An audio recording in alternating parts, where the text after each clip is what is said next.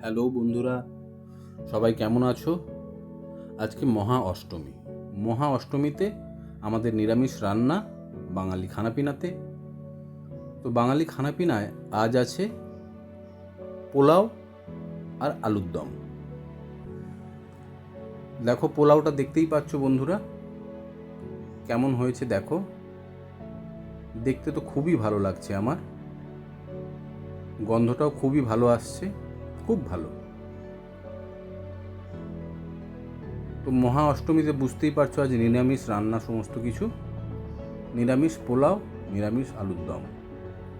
ওফ, গন্ধটা দারুণ বেরোচ্ছে পোলাওয়ের। এরপর দেখো আলুর দম, কাশ্মীরি আলুর দম।